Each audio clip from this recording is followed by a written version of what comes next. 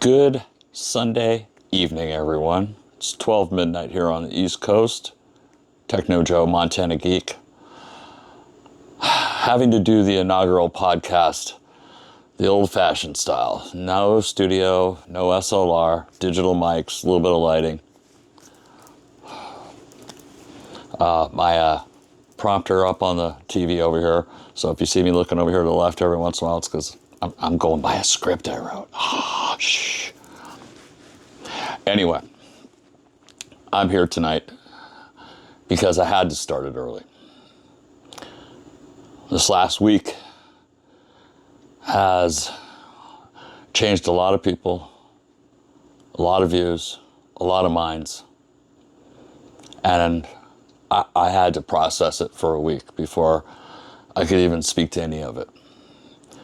So I was hoping to have my inaugural broadcast. About a year ago, I tried starting it up with the weather report when Ian hit down here in Florida, tore the place all to hell. Now I'm going to try again, but this one has to be done impromptu tonight because it needs to get out. And I haven't had time to get the studio really up and running correctly with the software. So as Bill O'Reilly once said, we'll do it live. We'll do it live. So I'm here. My name again is Techno Joe, Montana Geek to some people. Other people know me by, I'll expose it, Joseph Olsen. That's O-L-S-O-N, Norwegian, not Swedish. And I've been a podcaster, a live radio tech broadcaster on AM, and I've had a varied life and degree. And so tonight I have a lot of things that I want to talk about. But first, I think I should probably introduce myself, give you my background, so why I'm qualified to even have a damn opinion. And 3, follow up with everything that's happened within the last week. We have a list. What happened last week, and I'll get to that here in a minute in the monologue. I have political. I have some media entertainment. I have some comedy. And then I have some roundup thoughts. Not going to be a long one, but it'll be here. And I am going to do it live. I got a script, a little bit, just not really a script, but just light notes. But I wanted to do this tonight, and I need to get going on it. And I've also had some personal and health issues that I've had to deal with, and I will get to that at the post log, which is like, not the monologue, but like at the end. So let's get going here. Once again, my name is Montana Geek. Some know me as Techno Joe. That was what I used to do a radio broadcast as, is Techno Joe, Montana Geek, the Techno Joe download. In Kalispell, Montana, on good old AM 600. Thank you. You guys gave it all to me. John Stokes, if you're still out there, I hope you're listening. Oh, back in the good old days. But anyway, let's do this. I'm doing it live. I'm going to do it in one take, and we're just going to be done with it. So here we go. My background, I've been in computers. I'm 57 years old this year, and I've been in front of a computer since I was 9. I've had a lot of different jobs, from contracting with the government to working for the third largest investment bank in the world, to Semi-Tool before it was bought out by Applied Materials, to my own business, both retail and franchise, until disability hit. I found out that I had a very nasty bone disorder, and I've been breaking things for the last 15 or 18 years. So welcome to retirement. Took a little while to get used to. The first 10 years I dedicated it to raising my kids, and the last 10 I've dedicated to just screwing shit up so bad I don't even know how to fix it. So this is both what I was supposed to be doing and therapy. Welcome to my session. I've had a lot of insight. I've had family. My grandmother worked for the state of Texas. She was the executive secretary to both Dolph Briscoe and Governor White, then later running the congressional office in Washington, D.C., and the office in the Pentagon. So My dad was a PhD in microbiology and worked for NBS, which is National Bureau of Standards. Now it's NIST. Later to run his own biological research laboratory, and then finally retirement. They now live halfway around the world in Thailand. Hi, Mom and Dad. In my retirement, I continued my education as far as reading, research, everything that I can get my head on. This is a sponge up here. It just absorbs. It hears everything, and it's a photographic memory. As I get older, through the cloud of hops and bong resin, I can actually still remember a few things. So I can form an opinion, and an educated one at that. I started out life as a Democrat, not a liberal, a Democrat. Let's get that shot more. Back in the days when you had center. I am a conservative now, and we'll get to that in the political here as well. But just so you know, I see all sides. I was raised a Catholic. I'm a Christian, but I understand Buddhism, Hinduism. The Trinity exists not only in Catholicism, but if you look to Hinduism, you have Vajna, Vishnu, and Shiva. So birth, creation, destruction, circle of life. So the Father, the Son, and the Holy Ghost. Let's play a game. So I hope that my opinion is taken with some salt. I hope it's listened to, and not just as soon as you find out I'm a Christian, and I don't go to church. I'm a C&E Christian, a Catholic and Easter. So I'm not a daily church goer, but I have belief. I have an idea. I have something in here that tells me better, and that has a lot to do with the physical and the emotional that I've gone through most of my life. Welcome to therapy again. I hope you take this, and as we go, this broadcast will only get better. I'll get the graphics running, the intro running. I'll be in the studio with nice cameras and lights, multiple cameras, so I'll be able to look here, then there. But until then, we're gonna, as like I said earlier, Bill O'Reilly, we're gonna do it live. So let's get going. We've got political, we've got death of late night TV, we got polarization with my bias attached to it, and then the closing arguments tonight. So first off, I gotta start. This is really difficult. And it has been for everyone, I think, this week. I'm not the only one. But what happened to Mr. Charlie Kirk was an absolute tragedy. A travesty and a tragedy. We'll link them together, excuse me. It should have never happened. And it's happening primarily, and this is part of my political opener tonight, is that this country has become extremely polarized, way too polarized. We are far right and far left. There is no middle ground anymore. We used to have center Republicans, center Democrats, midterm, midstream, not far left, far right. Now it's all far left, far right. There is no middle ground anymore. You're either with us or you're without us. You're against us, or it's horrible. And I see the separations in the generations too. We were brought up differently. We were brought up as Democrats because that's the way the education system's been structured for the last 100 years to get to this point, if you ask myself. But everyone's allowed their own opinion, and I see all opinions, and I take all opinions, and I've learned to not be so bullheaded, stubborn, crap, pointing my finger. And a lot of that is from Mr. Charlie Kirk. I watched him I'm obviously on the computer all the time, on streaming TV and stuff like that. I watched him over the years. I watched him through getting Trump reelected, and I watched him talk with Turning Point. And Turning Point is, God, it's that name. It's almost like prophetic at this point. Like he knew what was going to happen, and it would be the turning point. And I truly think that's what it is. The death of a legend is the birth of a tribe of warriors. And we're not talking warriors with spears and guns and nuclear bombs. No, we're talking about warriors that fight like Charlie did, with words, with calmness, with passion, with research and intellect and love for fellow man. And some of it, yes, some of it comes from his religion and his faith, and God bless him for it. Some of it comes from the way that he learned, and this is something we'll get into through the episodes over the years now coming up forward, because I got nothing but time now, so you're all stuck. We'll find out. You know, I'm very curious, but he started to change things, you know, and there's a meme that's floating out there on the internet, and it shows all the Republicans that spoke against Democrats, from Lincoln to Kennedy to, the whole 9 yards, and they're all dead and assassinated, and it should say something, and the right side, the conservatives, we're guilty of it too. We've killed quite a few people too. Kennedy was a Democrat.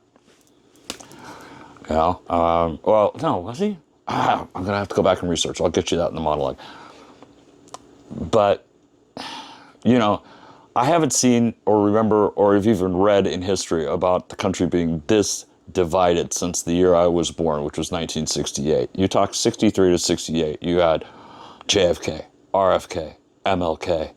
You had civil rights riots. You had shootings at colleges. It was out of control, and it finally took an even hand from the federal government and kind words and follow through and talk, and once again a uniting thing that happens to America that brought us back together. It was starting to happen in the beginning of 2000, and to me, once again, another conspiracy. We'll get into this. That's 9/11, but that's for another day. Charlie was changing things. Charlie was getting people to understand. He was getting thousands of kids at his rallies at every college, over 800, I think. It's insane. My heart goes out, and I think his best friend, the producer of his show, is going to pick up the mantle. I know his wife's going to pick up the mantle. But even set aside the political, set aside the faith. I'm a father of three. A 31-year-old man with a 3-year-old and a 1-year-old. Those kids will never know their dad, and sooner or later, they're going to find the video that you don't want to watch. And what a horrible day that'll be in their life. So, I hope this too shall pass. And I pray for his family. I pray for the people in his circles. And I pray for this country, that we start to see some sense. And this is, to be honest with you, Trump's just as guilty as everyone else. He's a bully. He uses wrong words sometimes. I lived in New York for 11 years. He was an a-hole when I lived there. He was an a-hole in his first term. He's tempered. I think 2 attempts at his life maybe helped him find God. Maybe Charlie did too. He is a little more even-tempered, but we're going to get into more Trump here in a minute, and you're going to love this. So that's where I stand on my first segment here. Now, one second. Go on to the second one. Now, we're talking about Trump. This just cracks me up. It's kind of like wrestling. To me, politics has always been wrestling. There's the heel and the face, the good guy and the bad guy, And when you watch wrestling, you know it's scripted. Most of it, they rehearse the stuff, they practice it. That's why they go through the training and all that, and they go to the gym. They're not just lifting weights. They're in a ring bouncing around with their opponent that they're going to have, that they have this huge rivalry with. They're in there, practicing the, and when they take a move, it's called a sell, or a bone. You get a bump, you take the sell, oh, my leg, and it's great. It is the last form of, I think, true theater that we see, other than if you go to the theater, community theater, local theater. But it's a lot of fun. But there's a lot of that in politics too. These people have been working with each other. We're separated for a reason. If you divide the nation, they can never unite and go against the government. That's why they want to take away your Second Amendment rights. Remember that. Not just for hunting. It's supposed to be for tyranny as well. Another time, another night. So, Trump is, in a sense, breaking kayfabe, which is the suspension of belief with our federal government. And it's decided, I'm not going to call it NASA anymore. Never a straight answer. No, it's not going to call it NASA. It's going to be part of the intelligence and spy agency. He's basically throwing it to the NRO, who really, or the Air Force. It'll go to NRO, which is the National Reconnaissance Office, or it'll go to the Air Force. Probably, if they want to keep their heads, it'll probably go to the Air Force. But I don't think he's just going to call it that. But in reality, the space program was there. That's what it's been there since day one. We went to the moon for propaganda against Russia. We used the shuttle, lots of cool shuttle flights with footage and scientists and stuff, but, 2/3 weren't even shown on TV. The launches weren't announced because they didn't want you to know what was in the back of the shuttle.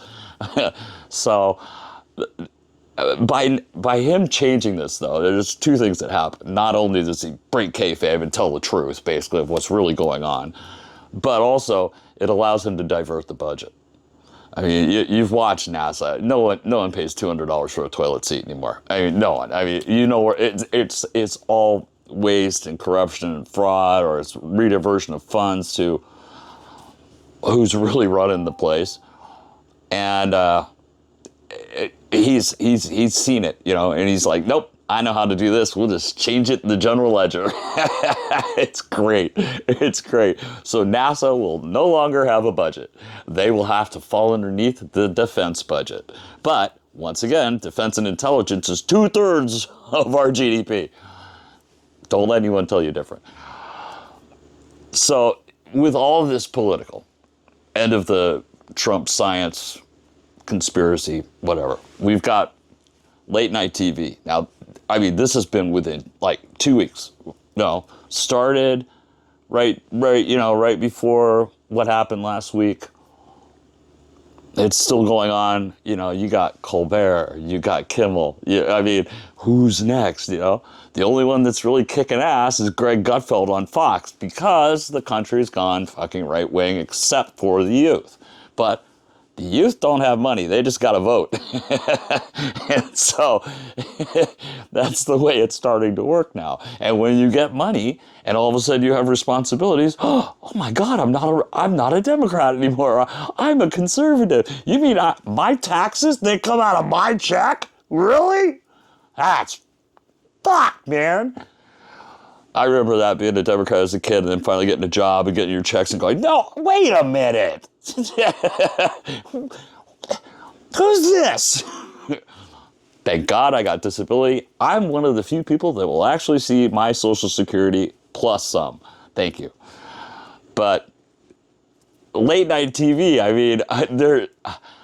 it used to be the bastion of fairness. Johnny Carson. No political leaning either way. He had both sides on. Told jokes against each other, told jokes about the presidents, both right and left. Fun humor, everyone took it in stride. Now, it's gotten ugly, it's gotten mean, and it's gotten nasty. It's not funny anymore, when the other side does it, they don't like it. This side does it, the liberals are in control. The Democrats are in control of media. There's no doubt about that. But they're not in charge of the money. Guess who's in charge of the money? And that's what it's about. When the FCC in 58, 68, somewhere in there, broke out, freedom of speech through also the U.S. grand jury of whole 9 yards, they're allowed to have freedom of speech, but they're still a private corporation, which means they have shareholders and a board of directors, and they have a fiduciary or monetary responsibility to make money for the shareholders. And any moves that they do that cause loss of money is against the law federally under the SEC. So when things shift and money shifts, things change. That's why in the old days with late night TV, it was kept right down the middle. You made fun of both sides equally. You did not play favors. You were not Rosie O'Donnell. You were not Stephen Colbert. You were not Greg Gutfeld. You were right down the middle. Greg's close. He's a little more right than center, but that's okay. I think what he's doing what I'm doing, pointing out the obvious. So I'm going to wrap this up because I'm getting tired. And like I said earlier, it's Bill O'Reilly. I'm doing it live. This polarization is going to screw us all to death. Hang on. Uno momento, por favor. That's for someone out there that knows who I'm talking to.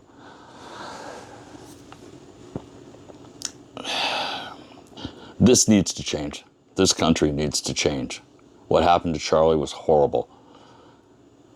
I was already not looking forward to that week. I lived in New York City for 11 years. I was across the street in One Liberty Plaza.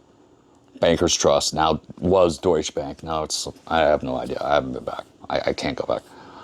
I was there in 93 when they blew it up the first time. And I remember getting pushed off in air conditioning because the windows warped in so much after the explosion with the concussion. Landed on my butt, was down there with my buddy, looked at him and said, God, it sounded like a plane hit the building. I had no idea how damn prophetic I was being. I had no idea. I left New York City in 99 to move back to Montana because I could not take New York anymore. There were a lot of reasons. It had a lot to do with my drinking. Had a lot to do with I needed to get myself out of that. I knew if I stayed there, I was not long for this world. And I moved back to Montana in 99. 2 years later. Yeah, it was rough. And so I wasn't looking forward to that week, the 11th. It's always 9/11. It's just too many friends, too many people I used to work with. For a couple of years, I worked in the sub-basement of World Trade Center number 2. You figure out what's down there or look it up, do your research, and maybe you'll understand a little bit more about me.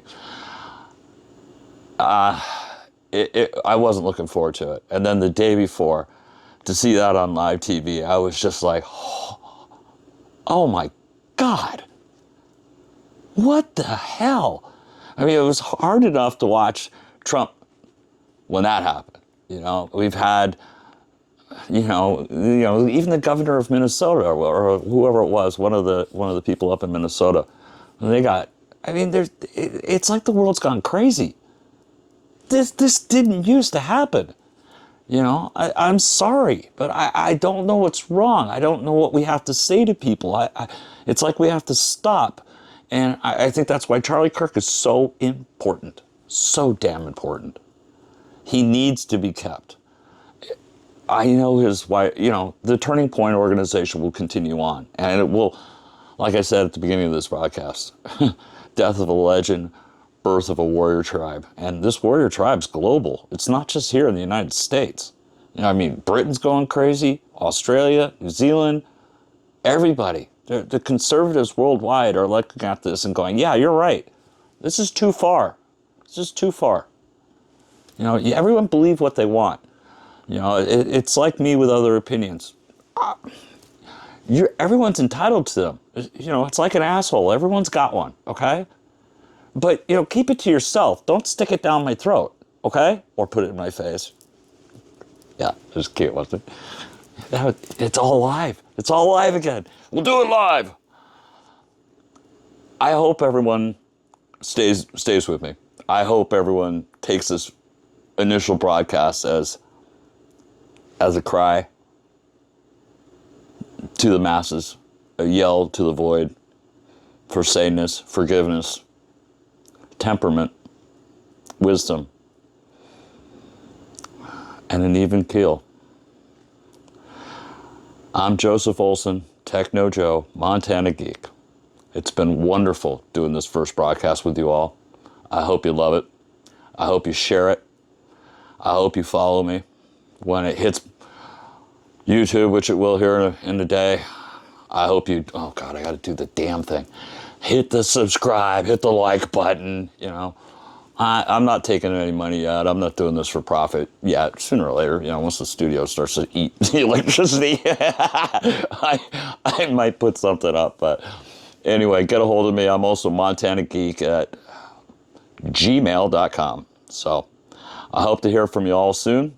I hope you tune back with us. I hope you enjoyed this broadcast. I hope you find my insight helpful, tempered, and it's been a pleasure. I'll see you soon.